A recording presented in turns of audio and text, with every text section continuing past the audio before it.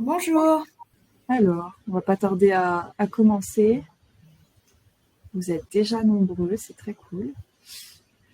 Je vais commencer par me présenter. Moi, je suis Clara, la chargée de marketing et communication chez Agrum. Donc, certains d'entre vous nous connaissent déjà peut-être, hein, mais c'est nous qui organisons du coup cet événement. Et pour ceux qui ne nous connaissent pas, du coup, Agrum, on est un logiciel de préparation et de suivi des procédures RH. On est développé par des avocats en droit social. Il va permettre de digitaliser de manière globale toutes les procédures RH sur toute la vie du salarié, donc de l'embauche à la rupture du contrat de travail, et évidemment en conformité avec toutes les dispositions légales et conventionnelles de l'entreprise. C'est pourquoi d'ailleurs aujourd'hui on a quand même une certaine expertise sur le sujet. Donc on propose pas seulement d'ailleurs un logiciel de procédure, on a aussi un logiciel qui permet de gérer un CSE et aussi un logiciel de vote électronique qui va permettre d'élire ou de réélire des membres du CSE et d'effectuer des votes en référendum. On va également proposer une offre d'accompagnement juridique qui est dispensée par le cabinet Zest Avocat. Et d'ailleurs, on réalise très régulièrement des webinaires qui sont co-organisés avec eux. Du coup, on traite des sujets qui sont vraiment d'actualité, comme celui d'aujourd'hui d'ailleurs, qui sera du coup présenté par Cécile, qui est la responsable du pôle social chez Agrum. Du coup, je remets en contexte dans ce webinaire, du coup, on va évoquer la gestion globale des forfaits jours, avec dans un premier temps sa mise en place et ensuite son fonctionnement et puis les règles un petit peu plus spécifiques, les contraintes qui lui sont attraites. Du coup, voilà, Cécile, je peux te laisser enchaîner. Bonjour à tous, donc Cécile Buzy, responsable donc du pôle social chez Agrum. On a décidé aujourd'hui de vous présenter un peu les modalités de mise en place des forfaits jours et aussi la gestion pratique des forfaits jours, parce qu'en fait on est souvent interrogé sur ces questions-là et compte tenu du nombre de personnes qui nous ont indiqué être intéressées par ce webinaire, ça a l'air d'être un sujet de préoccupation chez beaucoup d'entre vous. Donc, on va commencer tout d'abord par les modalités de mise en place des forfaits jours pour ensuite revenir sur les modalités de gestion, notamment les impacts des jours de congé et ce genre de choses. Alors, attendez. Hop. Donc, la mise en place des forfaits jours. Pour mettre en place les forfaits jours, il y a deux conditions. Alors, moi, je ferme le chat, pardon, je reviendrai là-dessus. Vous pouvez poser vos questions au fur et à mesure dans le chat. Je vais d'abord faire un exposé et ensuite, on reviendra sur les questions qui seront posées en fin de webinaire. J'ai aussi deux collègues qui essaieront de vous répondre en temps réel à vos questions. Voilà. Donc, je commence. Donc, j'ai fermé le chat pour que ce soit plus lisible pour moi. Pour la mise en place des forfaits jours, il y a deux conditions cumulatives que je vais vous rappeler. Il faut déjà un accord collectif. Donc, cet accord collectif peut être un accord de branche, mais aussi un accord d'entreprise, puisque depuis 2017, les accords d'entreprise peuvent intervenir sur différents domaines, dont la durée du travail. Donc, si l'accord de branche ne prévoit pas la possibilité de conclure un forfait jour, il est possible d'y remédier grâce à la mise en place d'un accord d'entreprise qui prévoit cette possibilité. Ce qui permet aujourd'hui même aux petites entreprises qui n'auraient pas de délégué syndical, grâce au nouveau dispositif de négociation d'entreprise, notamment par référendum ou avec les membres du CSE, de signer un accord d'entreprise qui permettrait la signature de conventions de forfait jour, ce qui est très important et ce qui facilite les choses. L'accord de branche n'a pas besoin d'être étendu pour que vous puissiez conclure des conventions de forfait jour dans votre entreprise. En effet, dans beaucoup de dispositions légales, on renvoie aux accords de branche étendus. Or, vous pourrez constater que l'article 31, 21, 63 ne prévoit pas que la convention ou l'accord de branche doivent être étendus. Donc, si vous rentrez dans le champ d'application d'une convention collective qui est non étendue, qui prévoit prévoit la possibilité de conclure un forfait jour. Dans ces cas-là, vous pouvez appliquer directement les dispositions de cette convention pour pouvoir conclure des forfaits jours dans votre entreprise. Ensuite, la deuxième condition, c'est que le salarié donne son accord à la conclusion d'un forfait jour. Et pour donner son accord, bien entendu, généralement, c'est prévu dans le contrat de travail, mais ça peut être aussi prévu dans un avenant à ce contrat de travail. Pour mettre en place un forfait jour, notre accord collectif doit prévoir différentes dispositions, des dispositions qui sont obligatoires, qui sont prévues par la loi. Notre accord doit prévoir les catégories de salariés qui peuvent être soumis à une convention individuelle de forfait. Donc, ce qui est très important pour les catégories, ça peut être aussi bien des cadres que des non-cadres, mais la loi et la jurisprudence insistent sur l'autonomie des salariés. Les salariés doivent être autonomes pour pouvoir être soumis à un forfait jour, c'est-à-dire une autonomie dans l'organisation de leur temps de travail. Ils ne doivent pas être soumis à un horaire de travail. On reviendra plus tard dans le webinaire sur les contraintes qui peuvent être imposées aux salariés en forfait jour, mais il faudra toujours veiller à ce que le salarié conserve bien son autonomie dans l'organisation de son temps de travail pour qu'il ne puisse pas revendiquer l'annulité de son forfait jour. Ensuite, il faut que notre accord collectif définisse la période de référence. Donc, cette période de référence, elle doit être de 12 mois consécutifs. Elle peut correspondre aussi bien à la période de l'année civile que, par exemple, à la période d'acquisition des congés payés si vous avez conservé une période d'acquisition du 1er juin au 31 mai de l'année suivante. Il peut être utile de faire correspondre la période de forfait des forfaits jours avec la période d'acquisition des congés payés. Ça permet une gestion un peu plus aisée des forfaits jours. Ensuite, il doit être indiqué le nombre de jours compris dans le forfait. Alors en fait, il faut bien respecter le plafond de 218 jours, journée solidarité comprise. J'ai encore vu récemment un accord collectif d'entreprise qui prévoyait un plafond de 218 jours plus la journée de solidarité, donc ce qui ramenait à 219 jours. Non, on doit respecter le plafond de 218 jours. On le verra dans la suite du webinaire, il est possible de signer avec des salariés une convention de forfait jour réduit, c'est-à-dire si mon accord collectif prévoit un plafond de 218 jours, il est possible de prévoir un forfait jour avec un salarié de 213, mais il ne sera pas possible de prévoir un forfait à 221 par exemple. Ensuite, il faut définir les conditions de prise en compte des absences, des arrivées et des départs en cours de période de référence sur la rémunération des salariés. Souvent, cette mention fait défaut dans les accords collectifs, donc il faut essayer dans les accords d'entreprise de bien prévoir cette mention, même si pour l'instant je n'ai pas connaissance de jurisprudence qui annulerait une convention de forfait jour alors que cette disposition fait défaut dans cet accord collectif.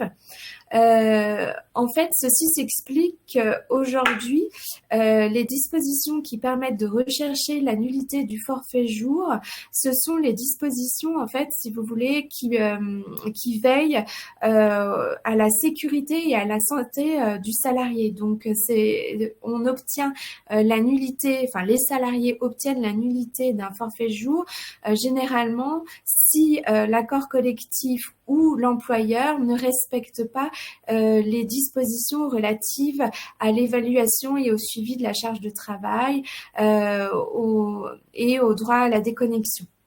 Donc, pour l'instant, c'est la violation de ces dispositions, donc sur l'impact que pourraient avoir les absences sur la rémunération des salariés, ne permettent pas la nullité des forfaits jours. Mais en tout cas, c'est l'une normalement des mentions qui doivent être obligatoirement prévues dans l'accord. Aussi, ça a un avantage, si c'est prévu dans l'accord, déjà de bien connaître les règles qu'on applique dans l'entreprise, et aussi qu'il n'y ait pas de contestation ou de litige avec les salariés sur ce point. Ensuite, donc, ce qui est très important, c'est que l'accord prévoit les modalités d'évaluation et de suivi régulier de la charge de travail du salarié, puisque ça peut avoir un impact sur sa santé. Et aussi les modalités de communication entre l'entreprise et le salarié sur sa charge de travail, sur l'équilibre entre vie professionnelle et vie personnelle. Et aussi, le dernier point, c'est sur le droit à la déconnexion. Donc, je vais revenir sur ces points plus précisément dans mes slides suivantes. Et il y a une mention facultative qui peut être prévue, c'est la faculté de renonciation au jour de repos, et notamment on peut prévoir un nombre maximal de jours de jours travaillés, et donc de jours de repos auxquels on peut renoncer, dérogatoire par rapport à la loi. La loi prévoit un nombre maximal travaillé de 235 jours. Donc, on peut prévoir un nombre maximal dérogatoire par rapport à cette limite dans l'accord collectif. Donc, quand on veut signer une convention de forfait jour avec un salarié, vous l'aurez compris, il faut vérifier si on a bien soit un accord de branche, soit un accord d'entreprise qui nous permet de conclure ce forfait jour. Et ensuite, il faut vérifier que cet accord de branche ou cet accord d'entreprise prévoit bien les mentions obligatoires que doivent prévoir un accord permettant la conclusion de forfait jour. Si on s'aperçoit que notre accord ne prévoit pas les évaluations et le suivi régulier de la charge de travail, s'il ne prévoit pas les modalités de communication, qui sont des obligations qui sont entrées en vigueur et qui ont été prévues par la loi depuis 2016, on a quand même un moyen de se rattraper et sans avoir besoin nécessairement de conclure un accord d'entreprise, en mettant en place un document de contrôle faisant apparaître le nombre et les dates des journées et demi-journées travaillées, aussi en mettant des moyens, en mettant en place des moyens par lesquels l'employeur s'assure que la charge du travail du salarié est bien compatible avec les respects de temps de repos quotidien et de repos hebdomadaire, et au moins un entretien dans l'année au cours duquel l'employeur parle de la charge de travail du salarié, de l'organisation du travail du salarié, et donc de l'équilibre entre l'activité professionnelle du salarié et sa vie personnelle. Donc, c'est la loi de 2016 qui a permis qui a permis en fait ce rattrapage, cette sécurisation des forfaits jours. Donc, si l'employeur met bien en place toutes ces dispositions et que l'accord de branche ou l'accord d'entreprise prévoit bien la possibilité de signer un accord, même s'il ne prévoit pas ces dispositions-là, les conventions de forfait jour seront quand même valables. Attention, la jurisprudence a récemment précisé que même si un accord prévoit bien toutes ces dispositions-là et que l'employeur ne les met pas en œuvre, effectivement, donc il y a un contrôle réellement in concreto en fait des juges. Dans ces cas-là, on a bien un risque de nullité de la convention de forfait jour. En préparant donc ce webinaire, j'ai vérifié ce que la jurisprudence entendait par modalité de contrôle à mettre en place, modalité de suivi. Alors attention, si l'accord collectif ne met en place qu'un principe général sans expliquer les modalités précises, dans ces cas-là, il pourrait être considéré que les mesures ne sont pas suffisantes. Et aussi, qu'est-ce qui est considéré comme modalité suffisante? En fait, le salarié ne peut pas être le seul responsable de l'établissement du document de contrôle. Il faut vraiment que le document de contrôle que vous mettez en place, donc un document par exemple mensuel de contrôle avec les jours travaillés, les jours non travaillés, en indiquant pour les jours non travaillés s'il s'agit d'un jour férié, d'un jour de congé payé, d'un jour de repos dit jour de RTT. Il faut que ce document soit visé par le supérieur hiérarchique et éventuellement par les services de ressources humaines. Il faut vraiment qu'il y ait un contrôle régulier de la charge de travail du salarié, de la possibilité pour le salarié de prendre des jours de repos, des jours de congé. Et il faut vraiment que ce ne soit pas de la seule responsabilité du salarié. Il y a différents arrêts de la Cour de cassation à ce sujet. Donc vraiment, il faut que ce soit un document, si vous voulez, établi sous le contrôle de l'employeur. Il faut vraiment qu'il y ait un contrôle de l'employeur. Il faut aussi que le salarié ait la possibilité, la possibilité d'alerter l'employeur sur sa surcharge.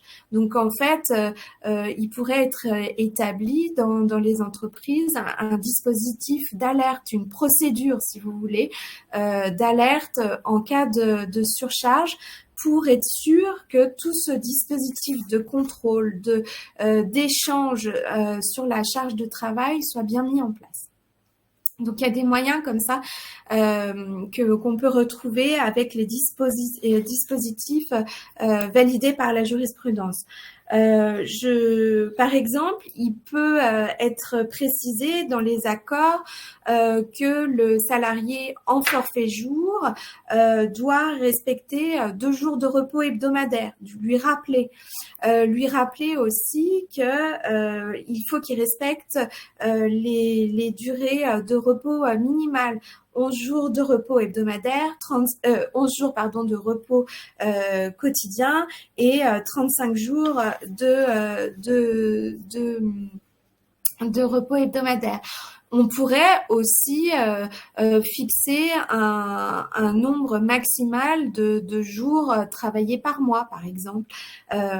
Donc voilà, il y a tout un tas de dispositifs auxquels vous pouvez penser à mettre en place dans les entreprises en pratique pour vérifier que les salariés en forfait jour ne sont pas en surcharge de travail. Aussi, on pense à l'entretien qui est au moins annuel. Il peut être mis en place, bien entendu, des entretiens intermédiaires. On pourrait penser à un entretien trimestriel ou à un entretien semestriel. Donc attention, si ces dispositions, les dispositions relatives à de contrôle de charge de travail ne sont pas mises en place, on risque la nullité. Ensuite, comme je vous l'ai déjà exposé, il faut que notre accord prévoie un droit à la déconnexion. Toutefois, si notre accord collectif ne prévoit pas un droit à la déconnexion, il est possible encore de prévoir ce droit à la déconnexion.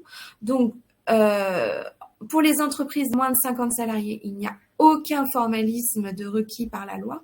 Ce droit à la déconnexion peut être communiqué par tout moyen, et donc ça peut très bien être réindiqué dans les contrats de travail. On peut faire une note de service, une charte. Et dans les entreprises d'au moins 50 salariés, le droit à la déconnexion, s'il n'est pas prévu dans l'accord collectif qui permet de conclure un forfait jour, il peut être prévu dans un autre accord collectif négocié dans le cadre des négociations obligatoires d'entreprise, ou à défaut dans une charte d'entreprise sur le droit à la connexion adoptée après avis du CSE. Donc là, j'ai prévu une slide donc sur l'essor des accords conclus donc avant le 9 août. Donc comme je vous ai expliqué, il y a des dispositions supplétives qui permettent de pallier aux carences. Et si jamais un accord de révision est venu modifier l'accord conclu avant 2016 pour le mettre en conformité avec les dispositions de 2016, dans ces cas-là, on n'a pas besoin de signer un avenant pour les salariés qui étaient déjà soumis à une convention de forfait conclue en application de ces accords de 2016. Il y peut avoir un problème pour les accords conclus avant 2008, donc des accords qui seraient vraiment très anciens. Dans ces cas-là, il est recommandé de signer un avenant visant le accord collectif pour les conventions de forfait jour qui sont éventuellement en vigueur. Donc là, j'attirais votre attention sur le fait qu'il faut mettre bien en œuvre le suivi, et que pour mettre en place un forfait jour, il faut bien veiller à l'autonomie du salarié. Il faut vraiment que le salarié soit autonome pour pouvoir conclure un forfait jour sur un forfait jour avec lui. Ensuite, il y a une question qui se pose, c'est qu'on a des conventions de branche qui prévoient la possibilité de signer des forfaits jours, mais ces conventions collectives de branche peuvent être plus ou moins restrictives, et est-ce qu'il est possible de déroger à ces conventions collectives? Donc, avec le principe de primauté aujourd'hui des accords d'entreprise sur les accords de branche, oui, en principe, par accord d'entreprise, je peux prévoir des dispositions qui dérogent à mon accord de branche dès lors que ces dispositions ne concernent que les conditions à remplir pour conclure un forfait jour. Mais il peut se poser la question, est-ce que je peux déroger, par exemple, aux dispositions de la convention collective Syntec? C'est une question qui se pose souvent. En fait, là, je vous ai rappelé les conditions. En fait, on a un premier jeu de conditions, c'est le salarié doit relever au minimum de la position 3 de la classification des cadres des conventions collectives Syntec et bénéficier au moins de 2 fois le plafond annuel de sécurité sociale en termes de rémunération pour pouvoir conclure une convention de forfait jour. Donc, a priori, ces dispositions-là sont des dispositions de conditions de recours au forfait jour. Donc, notre accord collectif d'entreprise pourrait déroger à ces dispositions-là, puisque la convention de branche n'a pas la primauté sur les accords d'entreprise dans ce domaine-là. Toutefois, se pose la question, est-ce qu'il serait possible de déroger aux dispositions suivantes?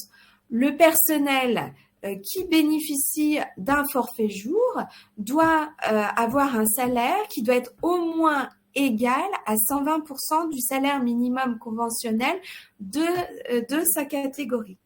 Ici, la convention collective de branche, en fait, on pourrait considérer qu'elle fixe un salaire minimum hiérarchique. Or, les conventions collectives de branche ont la primauté concernant le salaire minimum hiérarchique sur les accords d'entreprise. Donc, à notre sens, notre accord d'entreprise ne peut donc pas déroger à cette disposition-là. Aujourd'hui, la Cour de cassation n'a pas pris position sur cette interprétation-là. Il y a un arrêt de cour d'appel qui a considéré qu'il s'agissait juste d'une condition de recours au forfait jour, donc qu'il serait possible d'y déroger. Nous, à notre sens, il faut être plutôt prudent en la matière tant que la Cour de cassation n'a pas pris de décision. Toutefois, puisque cette disposition concerne le salaire minimum hiérarchique, le risque pourrait être à notre sens une demande de rappel de salaire avec une prescription de 3 ans. Alors que si on respecte pas des conditions de recours au forfait jour, là on encourt la nullité. Mais la nullité ici ne serait pas encourue.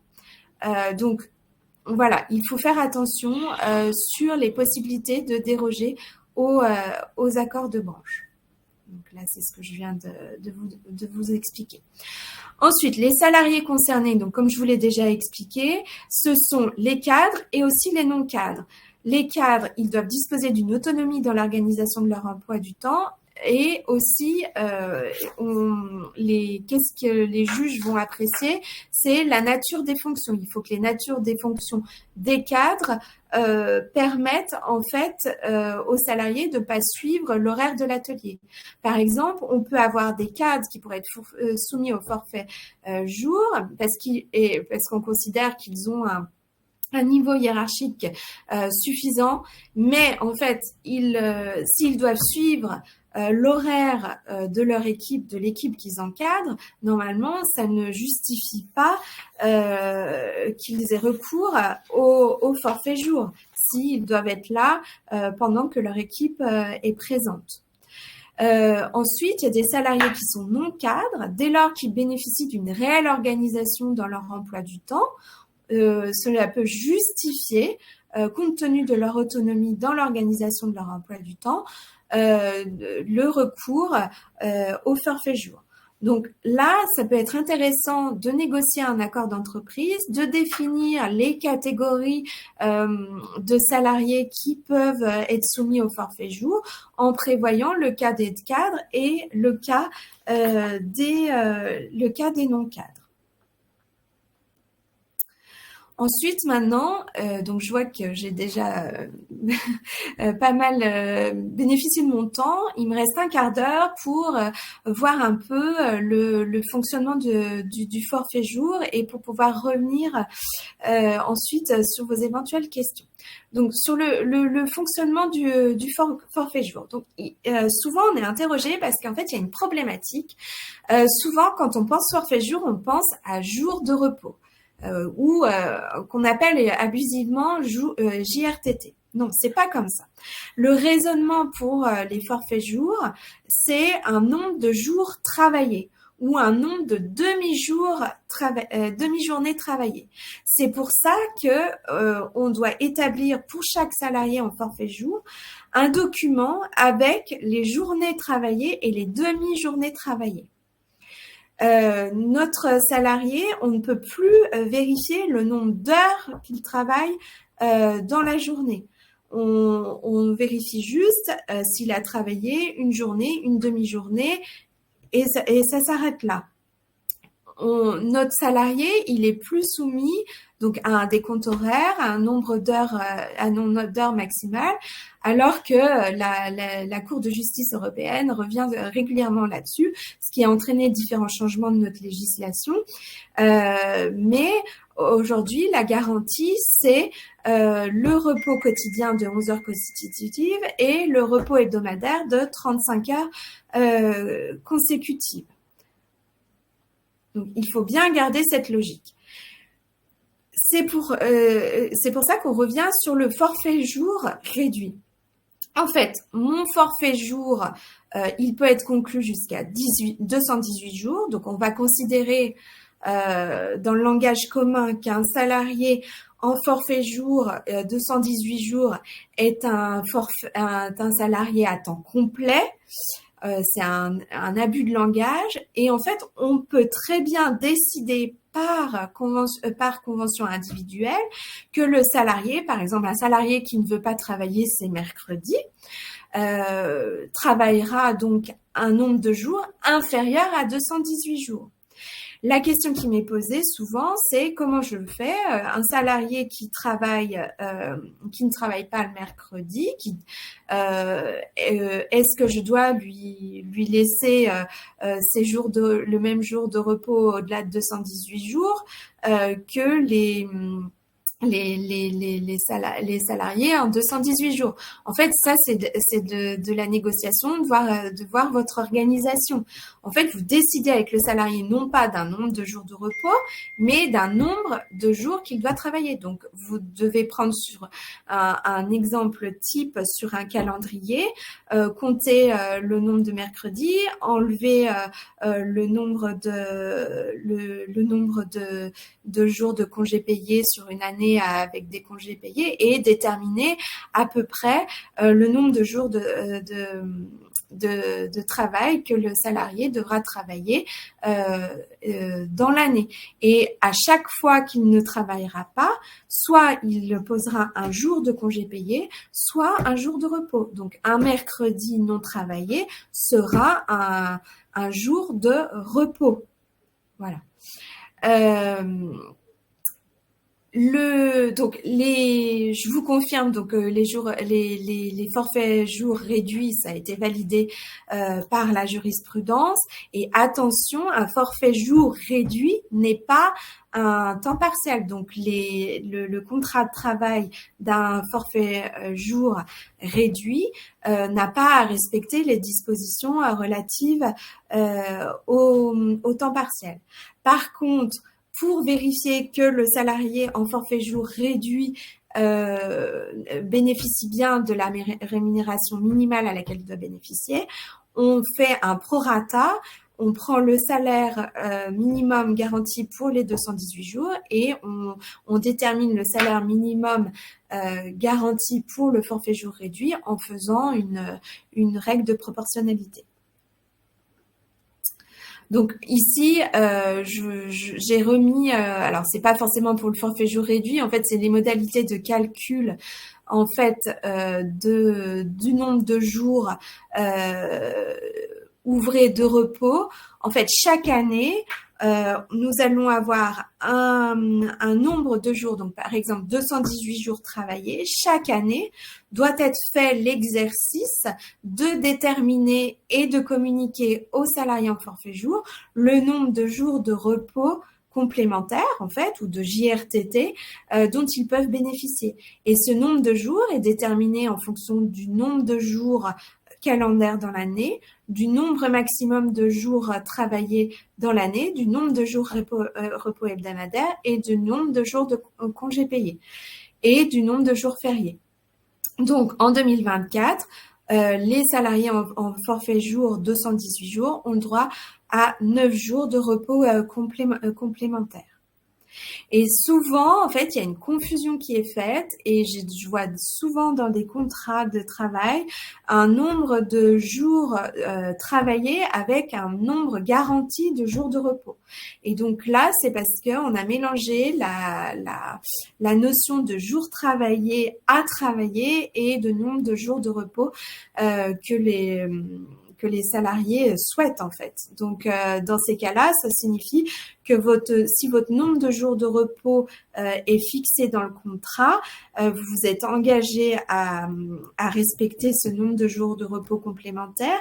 Donc c'est votre forfait jour le nombre de jours à travailler va forcément diminuer d'une année sur l'autre. Et là, on n'est plus dans la logique du forfait. Donc attention à la rédaction des contrats. Ensuite, une question se pose souvent, c'est l'incidence des jours de congés complémentaires, comme les jours de congés d'ancienneté, les jours de congés payés supplémentaires qui peuvent être octroyés. Donc, en fait, ces jours de congés payés supplémentaires, ils viennent bien en déduction du nombre de jours à travailler dans l'année. Par exemple, un salarié dont le contrat de travail prévoit 218 jours à travailler chaque année, s'il bénéficie de 3 jours de congés payés d'ancienneté, en fait, dans les faits, son forfait est réduit à 215 jours, parce que ces 3 jours de congés payés d'ancienneté viennent s'imputer sur ces jours à travailler. Si on venait les imputer sur les jours de repos, en fait, on viendrait reprendre les jours qu'on donne d'une main, on viendrait les récupérer dans l'autre main. Donc la jurisprudence la Cour de cassation s'est prononcée sur les jours de congés payés d'ancienneté, mais a priori elle doit s'appliquer sur tous les jours acquis. J'ai un problème de retour en arrière de mon PowerPoint. Ensuite se pose la question des absences non rémunérées, des absences maladie. Et là encore, les absences maladie, les absences non rémunérées viennent s'imputer sur les jours de travail, les jours à travailler. Parce qu'en fait, on a un principe légal de non-compensation de non-compensation, de non-récupération des absences, par exemple, pour maladie. Donc, pour respecter ce principe, ça vient bien s'imputer sur les jours de travail.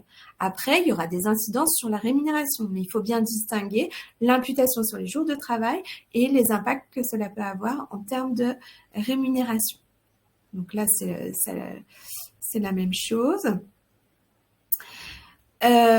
Ensuite, donc comme je vous l'avais indiqué, les entrées en cours de période de référence et les sorties en cours de période de référence peuvent avoir un impact sur le nombre de jours à travailler et aussi sur la rémunération.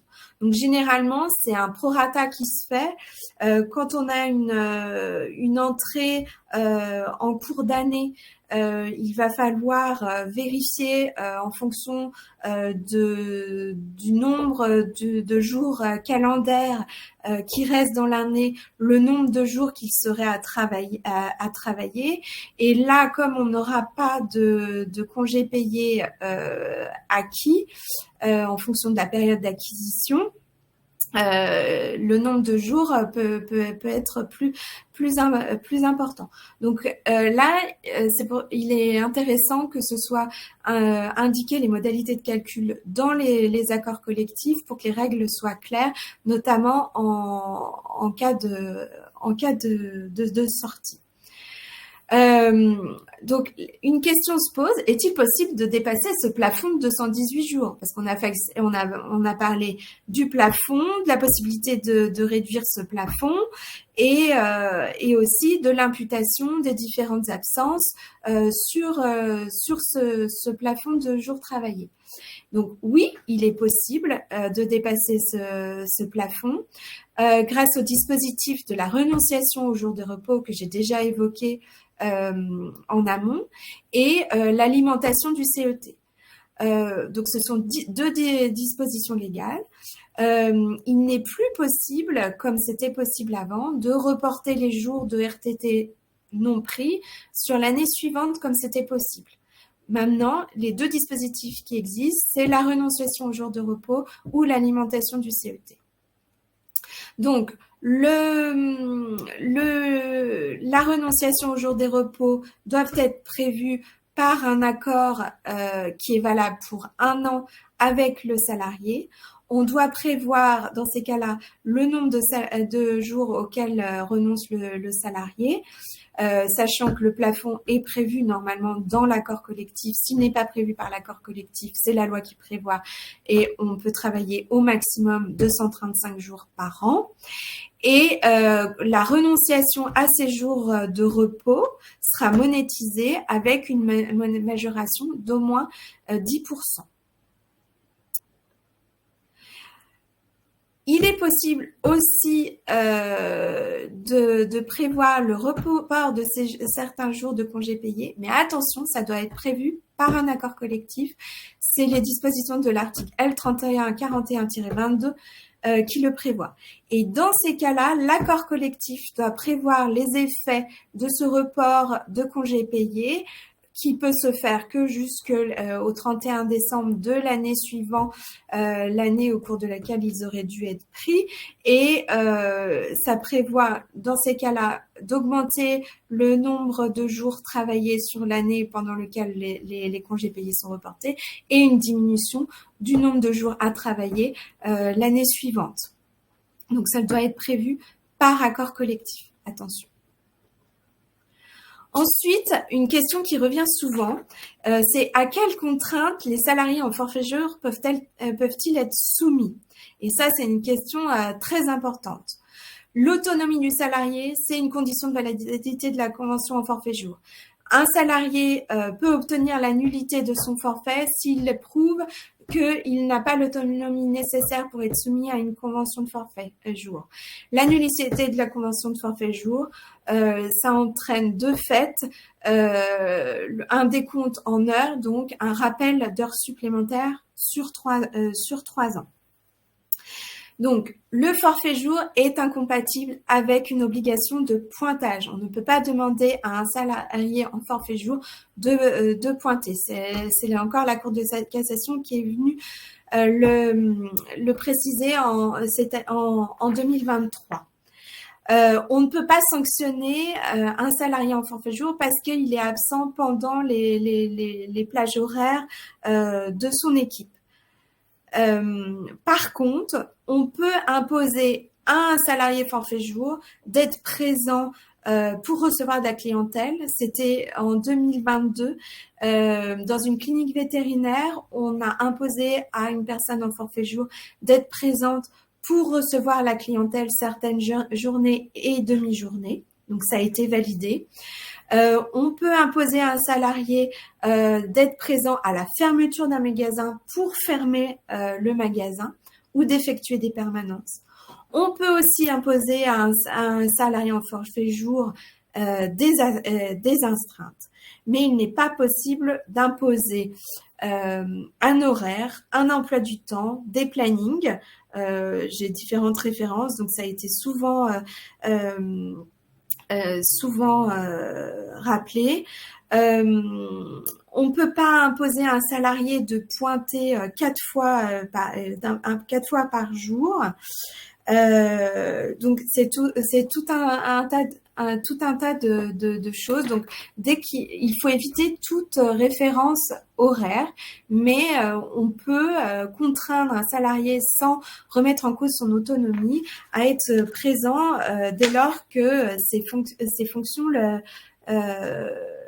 le requièrent.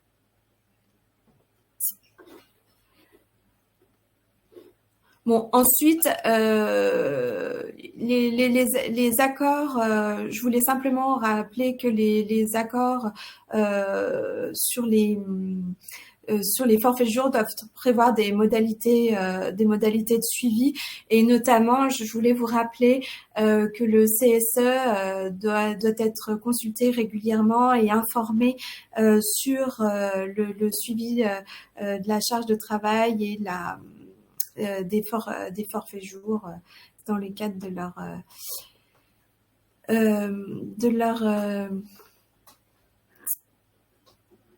leurs attributions générales. Nous avons fait le tour. En tout cas, merci à tous.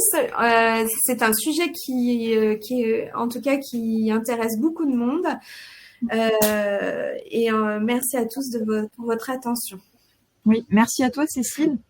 J'ai vu qu'on avait des questions qui étaient quand même très précises parfois dans le chat. Sachez qu'on propose, nous, un forfait d'accompagnement juridique. Donc, n'hésitez pas à nous solliciter si vous avez besoin, du coup, d'en savoir plus sur des questions en relation avec votre entreprise. Voilà.